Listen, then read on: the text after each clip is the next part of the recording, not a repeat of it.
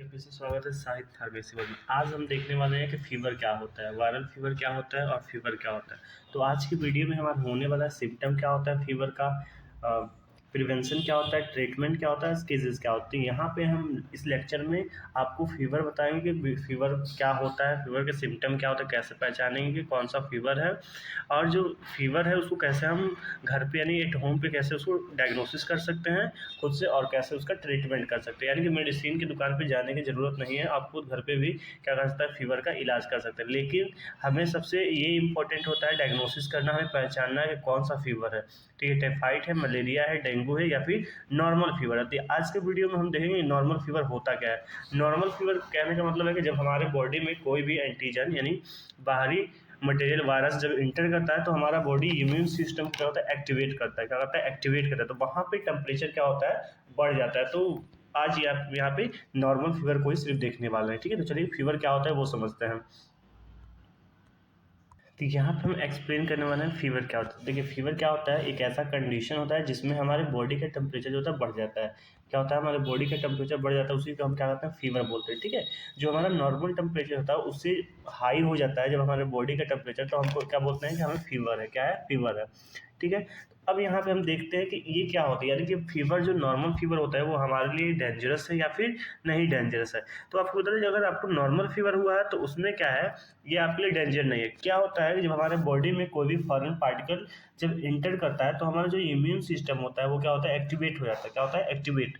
तो एक्टिवेट होता है तो वो किस लिए एक्टिवेट होता है, तो फाइट करेगा, यानी जो भी इन्फेक्शन आपके बॉडी में वायरस, फंगल या फिर कोई भी मटेरियल आपके बॉडी में फॉरेन पार्टिकल एंटर करता है तो वहाँ पे हमारा इम्यून सिस्टम क्या होता है, एक्टिवेट हो जाता है। जब इम्यून सिस्टम एक्टिवेट होता है तो वहाँ पे हमारे जो भी आपके एंटीबॉडी होते हैं उससे फाइट करते हैं। जब फाइट करते हैं तो वहाँ पे क्या होता है, टेम्परेचर इंक्रीज होता है। ठीक है, तो टेम्परेचर इंक्रीज अगर आपकी बॉडी में नॉर्मली होता है तो इसका मतलब है कि आपका क्या है, इम्यून सिस्टम एक्टिवेट हुआ है।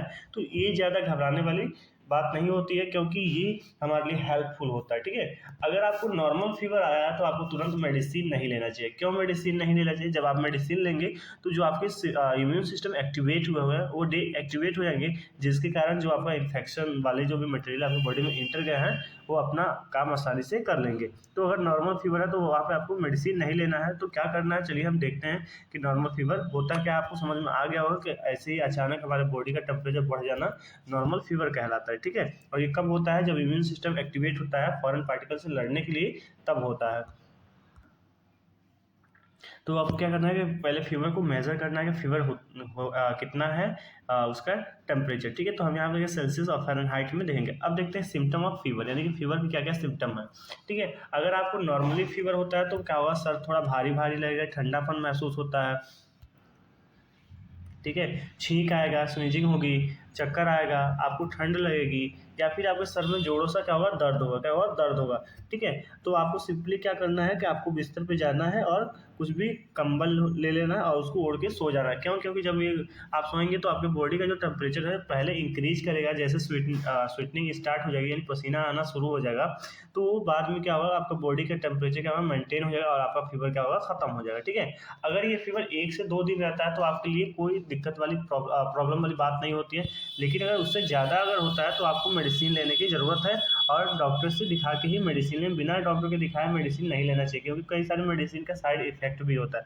नॉर्मली 2-3 दवाएं हैं, जैसे डाइक्लोफेन हो गया, पैरासीटामोल हो गया, डिस्प्रिन हो गया, ये आप ले सकते हैं क्योंकि ये नॉर्मल दवा है, जनरल दवा है, इसका साइड इफेक्ट ज़्यादा नहीं होता है। लेकिन कुछ ऐसे दवा होते हैं जिसका साइड इफेक्ट ज़्यादा होता है, तो वो दवा लेने से पहले आपको डॉक्टर से अपने कंसल्ट करना चाहिए, उसके बाद ही मेडिसिन लेना चाहिए।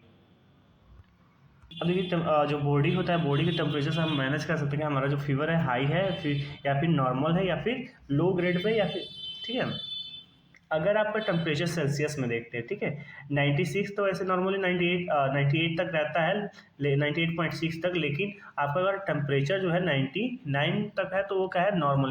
क्या आपको फीवर नहीं है। लेकिन जैसे ही आपका जो टेम्परेचर होता है 90 से इंक्रीज करता है, यानी कि 91 92 जाता है, तो आपका टेम्परेचर क्या है, जैसे जैसे बढ़ता जाएगा तो आपका जो फीवर है वो आपको फीवर हुआ है, क्या हुआ है, फीवर। तो नॉर्मली अगर टेम्परेचर आपका कितना है 98.6 है तो आप एकदम नॉर्मल है, ठीक है। 99 पॉइंट भी है तो भी क्या है, इन्वायरमेंट के अकॉर्डिंग चेंजमेंट हो जाएगा, तो वहाँ पे आपको फीवर नहीं हुआ है। लेकिन 99 से अगर एबव जाता है तो आपको क्या है, फीवर है, ठीक है। आपका फीवर अगर जाता है यहाँ तक 99.7 तक जाता है तो आपको मेडिसिन लेने की ज़रूरत नहीं। लेकिन अगर इससे ज़्यादा होता है तो आपको क्या है, मेडिसिन तुरंत लेना है, क्योंकि ये आपका जो सिम्टम है टाइफाइड भी हो सकता है, डेंगू भी हो सकता है, मलेरिया भी हो सकता है, ये आपके लिए बहुत डेंजरस हो सकता है। तो टेम्परेचर जैसे ये 100 से आगे जाए तो आपको तुरंत मेडिसिन लेना चाहिए। और मेडिसिन में क्या लेना चाहिए, ओरली मेडिसिन नहीं लेना चाहिए, टैबलेट आपको नहीं लेना है। यहाँ पे आपको क्या करना है, इंजेक्शन लेना है। इंजेक्शन लेंगे तो आपका जो फीवर है वो तुरंत उतर जाएगा, ठीक है। अगर आपका जो 100 पार कर दे, यानी कि 102 हो गया या फिर 103 104 हो गया, तो वहाँ पे क्या होता है, बहुत ज़्यादा डेंजरस हो जाता है। आदमी कोमा में भी जा सकता है, बेहोश भी हो सकता है, यहाँ तक कि डेथ भी हो सकती है, ठीक है। तो यहाँ पे रिस्क नहीं लेना है। तो ये क्या होगा, टेम्परेचर के अकॉर्डिंग क्या होगा, फीवर हो गया, कौन सा फीवर कितना डेंजरस है यहाँ पे हमने बता दिया। अब देखते हैं इसको, सिम्टम हमने देखा, डायग्नोसिस कर लिया, अब क्या करना है, ट्रीटमेंट, यानी कौन सा मेडिसिन लेंगे।